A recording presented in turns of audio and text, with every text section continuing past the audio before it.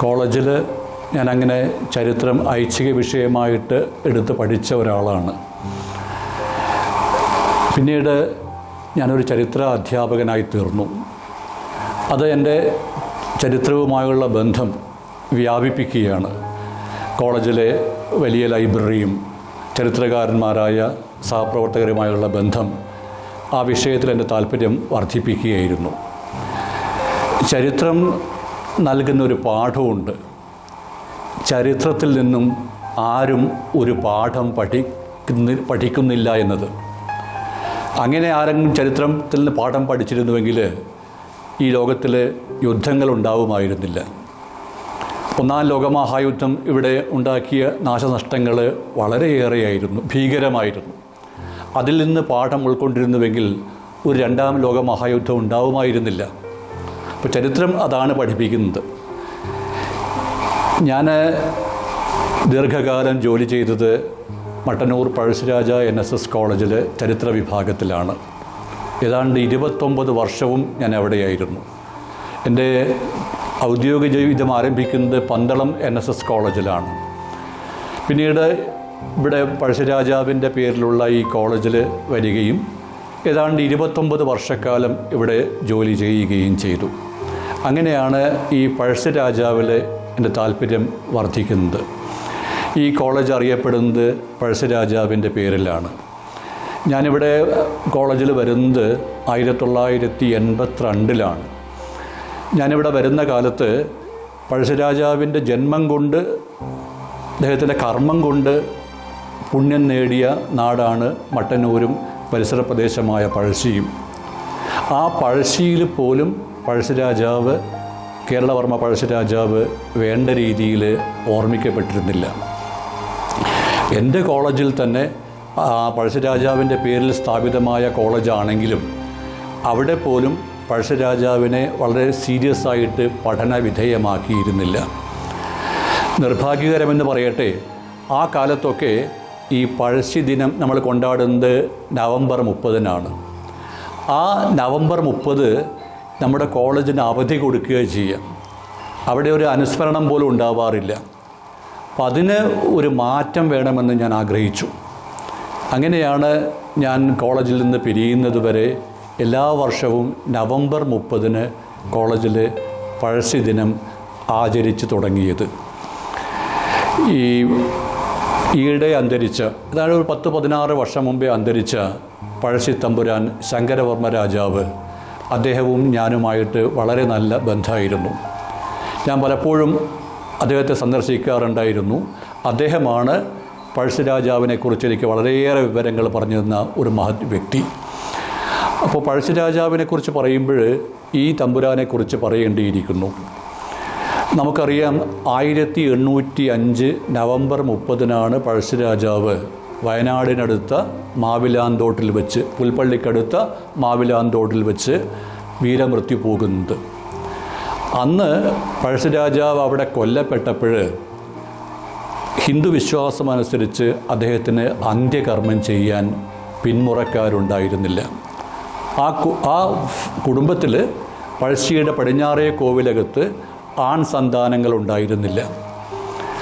അതുകൊണ്ട് തന്നെ പഴശ്ശിരാജാവ് മരണമടഞ്ഞ് 1.5 നൂറ്റാണ്ടുകൾക്ക് ശേഷം പഴശ്ശിരാജാവിൻ്റെ വിധിപ്രകാരമുള്ള അന്ത്യകർമ്മങ്ങൾ ചെയ്യുന്നത് ഈ പറഞ്ഞ ശങ്കരവർമ്മ തമ്പുരാനാണ്. അപ്പം അദ്ദേഹത്തിന് പോലും വളരെ വിഷമമുണ്ടായിരുന്നു ഈ പഴശ്ശിരാജാവിന് സ്വന്തം നാട്ടിൽ പഴശ്ശിയിലോ മട്ടന്നൂരിലോ ഒരു സ്മാരകമില്ലാതെ പോയതിൽ. നമ്മുടെ ഇപ്പോൾ പഴശ്ശി കാണുന്ന സ്മാരകമൊക്കെ ഉണ്ടായത് ഈ അടുത്ത കാലത്താണ്. അങ്ങനെ അദ്ദേഹത്തിൻ്റെ പ്രേരണ കൊണ്ടാണ് ഞാൻ എൻ്റെ കോളേജിൽ, മട്ടന്നൂർ പഴശ്ശിരാജ NSS കോളേജിൽ ഒരു പഴശ്ശി മ്യൂസിയം ആരംഭിക്കുന്നത്. ഞാനത് അവിടെ ആരംഭിക്കുമ്പോഴേക്കും പഴശ്ശിയുമായി ബന്ധപ്പെട്ട പുരാതന വസ്തുക്കളൊക്കെ തന്നെ നശിച്ചു പോയിരുന്നു. എങ്കിലും ലഭ്യമായ വസ്തുക്കൾ വെച്ചുകൊണ്ട്, അതുപോലെ പഴശ്ശി കോവിലകത്തിന് ലഭിച്ച താളിയോലകളൊക്കെ സംഘടിപ്പിച്ചുകൊണ്ട് അവിടെ ഒരു മ്യൂസിയം സ്ഥാപിക്കുകയുണ്ടായി. അപ്പോൾ എൻ്റെ ജീവിതത്തിലെ, എൻ്റെ ഔദ്യോഗിക ജീവിതത്തിലെ എനിക്ക് ഏറ്റവും സന്തോഷം പകർന്ന ഒരു മുഹൂർത്തമായിരുന്നു അവിടെ അങ്ങനെ പഴശ്ശിരാജാവിൻ്റെ പേരിൽ ഒരു മ്യൂസിയം സ്ഥാപിച്ചത്. പിന്നെ എന്നെ ഈ രംഗത്തേക്ക് ആകർഷിച്ച വേറൊരു കാര്യം, അല്ലെങ്കിൽ എന്നെ ഈ രംഗത്ത് പ്രവർത്തിക്കാൻ എന്നെ പ്രേരിപ്പിച്ച ഒരു കാര്യം ഞാൻ പറഞ്ഞു. ഞാനിവിടെ വരുന്നത് 1982 വർഷമാണ്. അവിടെ ഈ പഴശ്ശിരാജാവിൻ്റെ പേരിലുള്ള ഈ കോളേജിൽ ഞാൻ 3-ാം വർഷ ചരിത്ര ക്ലാസ്സിലാണ് ആദ്യമായിട്ട് പോകുന്നത്.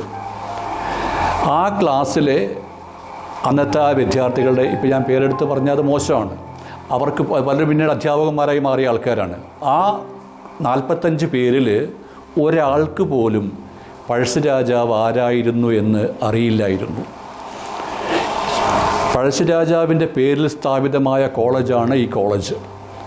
ആ കോളേജിൽ പഴശ്ശിരാജാവിൻ്റെ യഥാർത്ഥ നാമധേയം കേരളവർമ്മ എന്നാണ് എന്ന് പോലും പറയാൻ അവിടെ ആരും ഉണ്ടായിരുന്നില്ല. അതുപോലെ പഴശ്ശിരാജാവിൻ്റെ നാട് കോട്ടയമാണെന്ന് പറയാനും അന്ന് ആ 45 പേരിൽ ഒരാൾക്ക് പോലും കഴിഞ്ഞില്ല എന്നുള്ളത് നിർഭാഗ്യകരമായ സംഭവമായിരുന്നു. അപ്പോൾ ആ ഒരു സംഭവമാണ് എന്നെ ഈ മേഖലയിൽ പ്രവർത്തിക്കാൻ പ്രേരിപ്പിച്ചത്. അങ്ങനെ മട്ടന്നൂരിലെ എൻ്റെ ചില സുഹൃത്തുക്കളുടെ കൂടി ചേർന്നുകൊണ്ടാണ് ഞങ്ങൾ പഴശ്ശിരാജ അനുസ്മരണ വേദിക്ക് രൂപം കൊടുക്കുന്നത്. ആ പഴശ്ശിരാജ അനുസ്മരണ വേദി രൂപീകരിക്കാൻ ഞങ്ങൾക്ക് എല്ലാ സഹായവും ചെയ്തു തന്ന മഹത് വ്യക്തിയായിരുന്നു ഞാൻ നേരത്തെ പറഞ്ഞ അവസാനത്തെ പഴശ്ശി തമ്പുരാനായിരുന്ന ശങ്കരവർമ്മ രാജാവ്. പിന്നീട് ഞങ്ങൾ പഴശ്ശിരാജ അനുസ്മരണ വേദി എല്ലാ വർഷവും നവംബർ 30-ന് പഴശ്ശിരാജാവിൻ്റെ ആ ഓർമ്മദിനം സമുചിതമായി ആചരിക്കാറുണ്ടായിരുന്നു. എൻ്റെ സുഹൃത്ത് ശ്രീ സിനി രാംദാസ് ആ സമയത്താണ് പഴശ്ശിരാജാവിൻ്റെ പേരിൽ ഒരു ഡോക്യുമെൻ്ററി നിർമ്മിച്ചതും അതിന് സംസ്ഥാന അവാർഡ് ലഭിച്ചതും.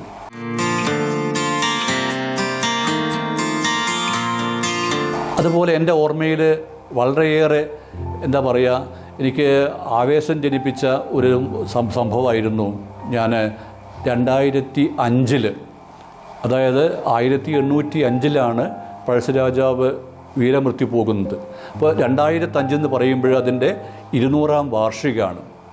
ആ 200-ാം വാർഷികം ഞങ്ങൾ കോളേജ് ആചരിച്ചത് പഴശ്ശിയിൽ നിന്ന്, പഴശ്ശിരാജാവ് ജനിച്ചു വീണ പഴശ്ശിയിൽ നിന്ന് അദ്ദേഹം വീരമൃത്യു പോകിയ പുൽപ്പള്ളിയിലേക്ക് ഒരു സാഹസിക യാത്ര നടത്തിക്കൊണ്ടാണ്.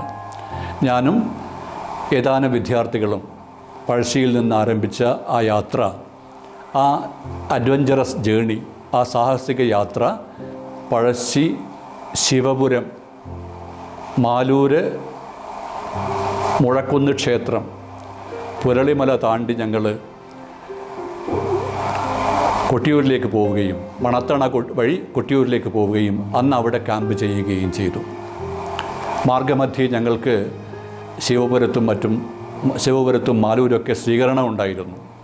അതുപോലെ മാനന്തവാടിയിലും കൊട്ടിയൂരിലൊക്കെ നാട്ടുകാർ ഞങ്ങളെ വരവേറ്റിരുന്നു. അങ്ങനെ മാനന്തവാടി വഴി ഞങ്ങൾ പെരിയ വഴിയാണ് പുൽപ്പള്ളിയിലേക്ക് പോകുന്നത്. അപ്പോൾ അവിടെ ഒരു സംഭവം ഉണ്ടായി. പെരിയയിൽ പനമരം വഴി പനമരത്ത് ഒരു സംഭവം ഉണ്ടായി. പനമരത്ത് അവിടെ ഇപ്പോൾ ഹൈസ്കൂളുണ്ട്. ആ ഹൈസ്കൂളിൻ്റെ പിറകിൽ ഒരു കോളിമരമുണ്ട്. ഒരുപക്ഷെ അത് പഴയ കോളിമരമാവണമെന്നില്ല. ആ കോളിമരത്തിൽ മേലെയാണ് പഴശ്ശിരാജാവിൻ്റെ വലങ്കൈയായിരുന്ന കുറിച്ച യോദ്ധാവ്, കുറിച്ച തലവൻ തലക്കൽ ചന്തുവിനെ ബ്രിട്ടീഷുകാർ വധിച്ച ശേഷം കെട്ടിത്തൂക്കിയത്. അപ്പോൾ ആ പഴയ കോളിമരം അല്ലെങ്കിൽ ഒരു പുതിയ കോളിമരം അവിടെ ഉണ്ട്. അവിടെ ഒരു ബോർഡും ഉണ്ട്. ഈ മരത്തിലാണ് ബ്രിട്ടീഷുകാർ തലക്കൽ ചന്തുവിനെ തൂക്കിലേറ്റിയതെന്ന്. ഞങ്ങൾ ആ മരം ഈ സ്കൂളിൻ്റെ പിറകിലാണ്. ഞങ്ങളവിടെ സ്കൂളിലെത്തിയിട്ട് അവിടുത്തെ അധ്യാപകരോട് ചോദിച്ചു, ഇങ്ങനെ ഒരു മരത്തെപ്പറ്റി കേട്ടിട്ടുണ്ട്, ഞങ്ങൾക്കൊന്ന് കാണിച്ചു തരാമോ എന്ന്. അവിടുത്തെ ഒരു അധ്യാപകന് പോലും അറിയില്ലായിരുന്നു അങ്ങനെ ഒരു മരം ആ ക്യാമ്പസിലുണ്ടായിരുന്നു എന്ന്. അപ്പോൾ അത്രമാത്രമാണ് നമ്മുടെ ചരിത്ര ബോധം, അല്ലെങ്കിൽ താല്പര്യം അത്രമാത്രമാണ്. തലക്കൽ ചന്തുവൊക്കെ ഈ നാടിൻ്റെ അഭിമാനമാണ്.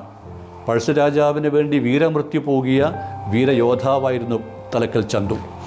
അപ്പോൾ പഴശ്ശിരാജാവിൻ്റെ അന്ത്യം ഉണ്ടാവുന്നത് 1805 നവംബർ 30 വയനാട്ടിൽ പുൽപ്പള്ളിക്കടുത്ത മാവിലാന്തോട്ടിൽ വെച്ചാണ്. അത് നവംബർ 30-നാണെന്ന് പറയുന്നു. ഈ പഴശ്ശിരാജാവിനെക്കുറിച്ച് അറിയാൻ പഠിക്കാൻ നമുക്ക് ആദ്യകാലത്തൊന്നും ശരിയായ രേഖകളുണ്ടായിരുന്നില്ല. പഴശ്ശിയുമായി ബന്ധപ്പെട്ട രേഖകളൊക്കെ ബ്രിട്ടീഷുകാർ ഒന്നുകിൽ നശിപ്പിക്കുകയോ അല്ലെങ്കിൽ അവർ സ്വന്തം നാട്ടിലേക്ക് കടത്തിക്കൊണ്ടുപോവുകയോ ചെയ്തിരുന്നു. പഴശ്ശിയെക്കുറിച്ച് സീരിയസായ പഠനങ്ങൾ ആരംഭിക്കുന്നത് ഈ അടുത്ത കാലത്താണ്. നമുക്ക് പഴശ്ശിയെക്കുറിച്ച് അറിയാൻ പ്രധാനമായിട്ടും നമുക്ക് വിവരങ്ങൾ തരുന്നത് വില്യം ലോഗൻ്റെ മലബാർ മാനുവലാണ്. പിന്നെ ഈ സർദാർ KM പണിക്കർ എഴുതിയ കേരള സിംഹം എന്ന ചരിത്ര ആഖ്യായികയാണ്. അതൊരു ആഖ്യായിക, ഒരു നോവലായതുകൊണ്ട് അതിന് അതിൻ്റേതായ പരിമിതികളുണ്ട്. അതുപോലെ കപ്പന കൃഷ്ണമേനോൻ്റെ പഴശ്ശിയുടെ തിക്കോടിയൻ്റെ പഴശ്ശിയുടെ പടവാൾ, ഇങ്ങനെ കുറച്ച് ഗ്രന്ഥങ്ങളാണ് ചില ആദ്യകാല ഗ്രന്ഥങ്ങൾ. പിന്നീട് വന്നത് ഈ ഡോക്ടർ KKN കുറുപ്പിൻ്റെ പഴശ്ശി സമരങ്ങളാണ്. എന്നാൽ ഏറ്റവും സീരിയസായ പഠനം നടത്തിയത് സ്കറിയ സക്കറിയ എന്ന 2 അധ്യാപകരാണ്. അവർ ഇംഗ്ലണ്ടിലും ജർമ്മനിയിലും പോയിട്ട് ഇവിടുന്ന് ഇംഗ്ലീഷുകാരും ജർമ്മനിയിലേക്ക് ബാസൽ മിഷൻ പ്രവർത്തകരും കൊണ്ടുപോയ പഴശ്ശിയുമായി ബന്ധപ്പെട്ട രേഖകൾ പരിശോധിക്കുകയും അവരങ്ങനെ പബ്ലിഷ് ചെയ്ത ഒരു വിലപ്പെട്ട ഗ്രന്ഥമാണ് പഴശ്ശി രേഖകൾ, തലശ്ശേരി രേഖകൾ എന്നീ 2 ഗ്രന്ഥങ്ങൾ. ഈ 2 കൃതികളുമാണ് നമുക്ക് പഴശ്ശിയെക്കുറിച്ച് വളരെ വിശദമായിട്ട് അറിയാൻ സഹായിക്കുന്ന ഗ്രന്ഥങ്ങൾ. അപ്പോൾ പഴശ്ശിയുടെ അന്ത്യം പോലും ഒരു വിവാദ വിഷയമാണ്.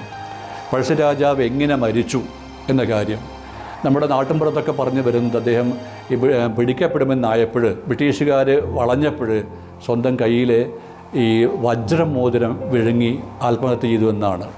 എന്നാൽ പഴശ്ശിരാജാവിനെ പരാജയപ്പെടുത്തിയ Thalassery sub collector Thomas Harvey Babur പറയുന്നത് അദ്ദേഹം വെടിയേറ്റു മരിച്ചു എന്നാണ്. മാവിലാന്തോട്ടിൽ വെച്ച് 1805 നവംബർ 30 പഴശ്ശിരാജാവ് അവിടെ മാവിലാന്തോട്ടിൽ വെച്ച് വെടിയേറ്റു മരിച്ചു എന്നാണ് അദ്ദേഹത്തെ പരാജയപ്പെടുത്തിയ Thalassery sub collector Thomas Harvey Babur പറയുന്നത്. എന്തായാലും പഴശ്ശിരാജാവിൻ്റെ ആ അന്ത്യശേഷം അദ്ദേഹത്തോട് തോമസ് ഹാർവേ ബാബർ എന്ന ഇംഗ്ലീഷുകാരൻ വളരെയേറെ ആദരവ് പ്രകടിപ്പിക്കുകയുണ്ടായി. ശത്രുവായിരുന്നുവെങ്കിലും പഴശ്ശിരാജാവിൻ്റെ പോരാട്ട വീര്യം, ജനസ്വാധീനം, ആ രാജകുമാരൻ്റെ രാജ്യസ്നേഹം ഇത് ശത്രുവായ ബാബറിൻ്റെ പോലും മതിപ്പുളവാക്കിയിരുന്നു. അതുകൊണ്ടാണ് ബാബർ തൻ്റെ സ്വന്തം പല്ലക്കിലാണ് പഴശ്ശിരാജാവിൻ്റെ ഭൗതിക ശരീരം പുൽപ്പള്ളിയിൽ നിന്നും മാനന്തവാടി കൊണ്ടുവന്ന് യഥാവിധി, അതായത് ഹിന്ദു രീതി അനുസരിച്ച് അദ്ദേഹത്തിൻ്റെ ലാസ്റ്റ് റൈറ്റ്സ് അന്ത്യകർമ്മങ്ങൾ നിർവഹിക്കുന്നത്. അപ്പോൾ എനിക്ക് പറയാനുള്ളത്, ഈ ശത്രുവായ വിദേശിയായ ഇംഗ്ലീഷുകാരനായ ബാബർ കാണിച്ച ആ ഒരു ആത്മാർത്ഥത അതുപോലും പിന്നീട് പഴശ്ശിയുടെ സ്വന്തം നാട്ടുകാരനായ നമ്മൾ കാണിക്കുകയുണ്ടായില്ല. അതുകൊണ്ടാണ് പഴശ്ശിക്ക് നൂറ്റാണ്ടുകളോളം സ്വന്തം നാടായ പഴശ്ശിയിൽ പോലും ഒരു സ്മാരകമില്ലാതെ പോയത്. തീർച്ചയായിട്ടും പഴശ്ശിയുടെ ചരിത്രം ആധുനിക തലമുറ പഠനവിധേയമാക്കേണ്ട ഒരു വിഷയമാണ്.